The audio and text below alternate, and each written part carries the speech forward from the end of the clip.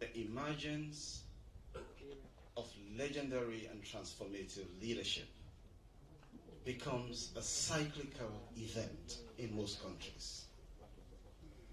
It is not all the time that you have transformative leadership. We are blessed as a country to have a leadership that understands the relationship between food production, and education, and health. The rise of women power. We are blessed for a transformation that is taking place in our country, all under the leadership of His Excellency, retired Brigadier Dr. Julius Madabio. And so, ladies and gentlemen, I want you to rise and join me welcome His Excellency, the President, as he gives his keynote address.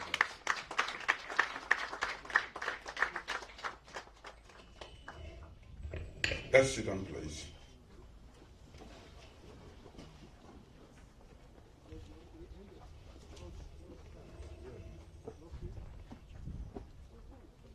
Ministers of government, the chargé d'affaires of the People's Republic of China, friends, distinguished ladies and gentlemen, good morning. Ni hao.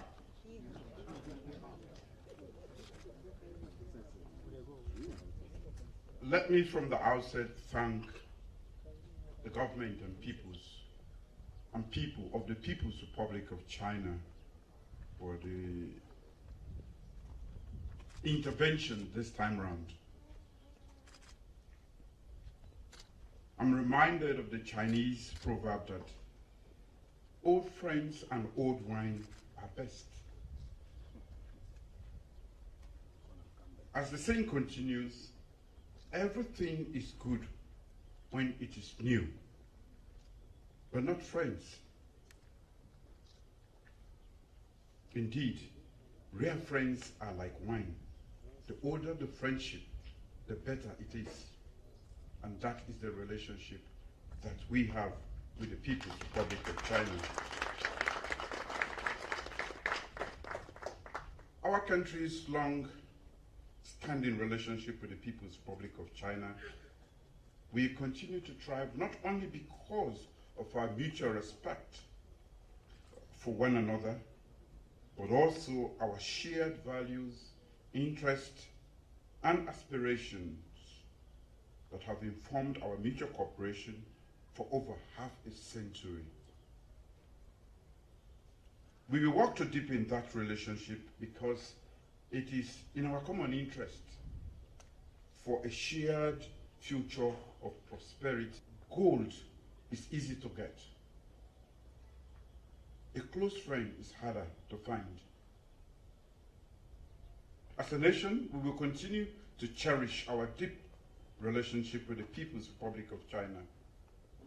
So let me once again thank President Xi Jinping and the friendly people of the People's Republic of China for yet another special gesture of friendship. That is the donation.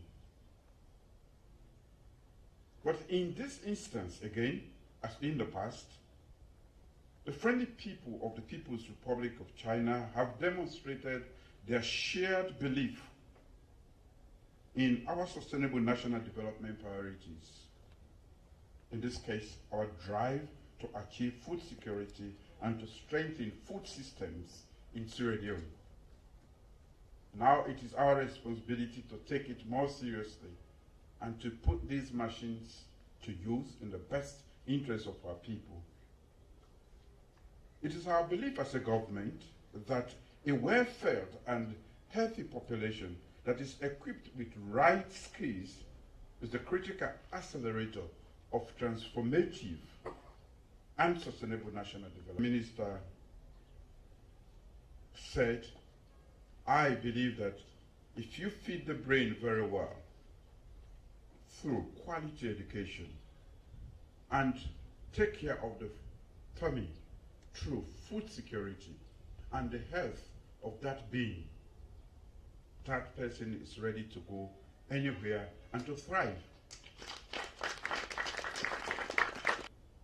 It's not to leave this nation where I met it, but to take it to where it never thought it would be. And that is what we are trying to do. And we invite and encourage all Sierra Leoneans. We have been talking and grumbling, but it's time for action. And only action can take us from where we are to where we want to go and where we have never been. To tackle food insecurity and overdependence on foreign food imports, we must put more high-yielding seeds into larger expanses of our very fertile soil. Hoes and cutlasses cannot prepare until those large tracts of land that we need to expand agricultural cultivation. We all know how difficult it is. The back-breaking task of trying to use hoes and cutlasses to farm. Now, we are reducing that. We have machines. We have bought several tractors in the past, and it is our responsibility to take care of those machines. That is something that we are very poor at. We don't take care of machines. And machines can only serve us if we take care of them. So, to the ministry and the service center managers, machine ring heads, that is more of the private sector, I will encourage you to put these machines under shade, take care of them, maintenance them, and we'll be able to have the full use. It's therefore been my vision that as part of our transformation of the agricultural ecosystem, we must introduce large-scale mechanization closer to farm sites and make them accessible and affordable for rural farmers eager to expand their small holdings, and to support the private sector that is determined to commercialize their production scale. The minister has already indicated that we have established operational machine rings managed by private sector throughout Sierra Leone. So the idea of more mechanization is not new to rural farmers. In fact, as I go around, I was in Koinadugu a few weeks back. That was one thing that was applauded by the locals, the existence of the machines. It has helped them quite a lot. That, coupled with quality inputs made available through the e-voucher system, have helped communities produce more rice this year and also last year. We believe that we can further expand and enhance the role of the private sector in agriculture with more government-supported and mediated policies and measures. Our focus as a government is not only to feed more mouths and fill more stomachs at lower cost, but also to create more jobs and create more agriculture sector wealth. There's money in agriculture. I love it to plant and see it come out. It's just like some of us who like to have many children. You know, when you give birth to a child and you see him or her grow up and become a successful person, that is the most beautiful thing. It is very gratifying. And that is what I see for whatever I plant. When it starts to bear the fruit, and you make money out of it, but you still see it as a sign of your labor. So there is double gratification and a double portion, not so? So at the overarching level, these machines donated through the generosity of the People's Republic of China is a structural complement So the machine rings. The machines and tools that we are taking delivery of today will be deployed in farm service centers. Farm service centers. This is another thing that we have brought to the agriculture sector. We are giving structure to the ecosystem. We didn't have this, but now we are having them, the farm service centers. And I think we're located at Berry Junction in Port Loko district to serve farmers around 100,000 hectares of rice bowl in Cambia, Port Loko, Tonkolili, Falaba, and Kwedadugu districts in the northern region. Another will be located in Bo to serve 160,000 hectares of arable rice producing areas of Bo district, Banff, Pujahu, Mayamba, and Tonkolili district. Each farm service center, we hold machines, equipment, and tools, as well as training facilities, mechanical workshop, and a storage and administrative block. These will be aggregation centers for seed, agrochemicals, fertilizers, etc. There will also be resident experts and extension workers. And in addition to all of this, we also have a national system which I launched in Kwedadugu, which is the automated system that you can call. I don't remember the number. It's a shame as a farmer I don't have that number. Mr. Minister, give it to me. Yes, I did call them to help me with my cashew nut, and they were not able. They said they will get back to me with the answer. So we need, these are all ideas, and we have to use these services. It will help improve the yield. It will help us produce more. It will interest you to know that in Vietnam, a hectare of rice produces about 6 to 7 tons of rice. And in Sierra Leone, when we break the back and do everything, because we are not employing the rice scales and using the rice seeds, we get 1.5. So, simple arithmetic and logic. A farmer in Vietnam producing 6 to 7 tons of rice in just 1 hectare, and a Sierra Leonean producing 1.5. Who is going to be richer? Who is going to be wealthy? Who is going to remain motivated? The ones in Vietnam. That is why I went there. Because I want to know why they are producing more.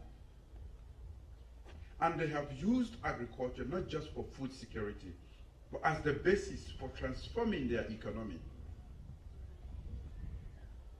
We have over 5 million hectares of arable land, and a handsome rainfall. Every year, it's still raining, and it's threatening to rain, even as we sit here. I'm worried about the fertilizer, when I saw them, because it might rain. Which means we have no business importing rice and other agricultural products. It's a shame that we should be importing, frankly speaking. And I say this to challenge us as a people to change that attitude. There is money in the bush. You see, now they ask me, Bobo, the party gonna farm. I don't buy my tomatoes, I don't buy pepper, I don't buy lettuce, potato leaf I not buy. I get everything, cucumbers, everything from my farm. The one I consume at home, I get everything from my farm. In fact, I have to share because the amount I get, and sometimes they think it's luxury. Yes, it's a little difficult, but even with a plot of little land, you can always You don't need for go begin buy potato. That one within they can they drop na Waterloo, that near that dirty box. Then the grab kinda, dove coat. By the time they reach to you, you get for cook them for 2 hours. But make you the jam there for don't for the jam there. Then you destroy the vitamins. So now you better no more you go to full now, not to you know care about nutrition again. So the idea here is for farmers to interact with experts and acquire modern farming techniques, because we are still in the old, using the tradition. Yesterday, it was on Sunday, I was speaking to a relative. She told me she had the rice from the previous year, and she's using the same rice as seed rice for this year. I said, how much are you getting? She said, yeah, in a big farm. I said, that farm is not going to produce enough for you, because you're not using seed rice, certified rice, one that is seed. If you keep using that same seed, I say you're not going to, one day you're just going to get discouraged. Because it's not going to increase in yield. So the techniques, I'm sure the ministry has some people who can tell people that you have to use seeds. Not just any seed, because that's what we've been doing since we were born. Yeah, and that's why we don't see productivity. I mean, the productivity of the average farmer in Sierra Leone is very low. People don't know that. For you who are in agriculture, you may see it as a very simple thing. People don't still know. As late as 2 days ago, they say, oh, I'm not been know. Let me rest now, I've been keeping, I had the plants, I said, well, it's not going to benefit you, because you're going to produce so low that one day you will just discourage and left and say, farming not get. Because as I tell now, that farmer, even if now 1 hectare it get 7 tons, they usually get 1.5 tons. But he said that in one hectare. And you go do 2 harvests per year. You do 1 harvest. Right there, 1 hectare. Let's not take it for granted. So when you interact with the experts and acquire modern farming techniques, you hire machines at low cost and acquire managerial skills, it is going to improve. But more critical is the skill transfer component that will be available on demand for farmers. I expect that it will cover land development and preparation, planting, fertilizers, and chemical application, harvesting, processing, repair, and maintenance. Of course, as I spoke earlier, with all of these machines, they are going to need repairs, they are going to need proper care and maintenance. And I hope that the ministry will, this donation by the People's Republic of China will be taken good care of. We are therefore most grateful as a nation that has acquired rice self-sufficiency is associating with us. China is 1.4 billion people. They can feed themselves. And I have only less than 8 million I cannot feed. It's not my fault, it's our fault. 1.4 billion that they get. Yes, we are great rice eaters, and therefore we should take rice farming very seriously. Commander, it could rest with you also the nearly see me find so.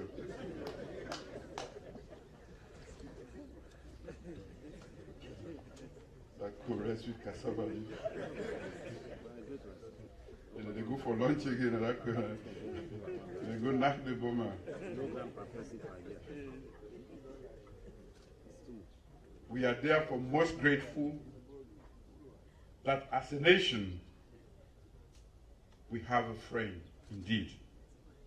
And at times like this, when we need this sort of machinery, they have come to our aid. I will close on you for your fraternal support as we intensify agricultural production over the coming years. To the people of China, I say, 谢谢.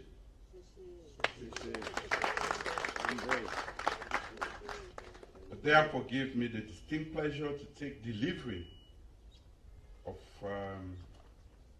these machineries and to formally launch these equipments and tools donated by the friendly people of the People's Republic of China. Thank you all.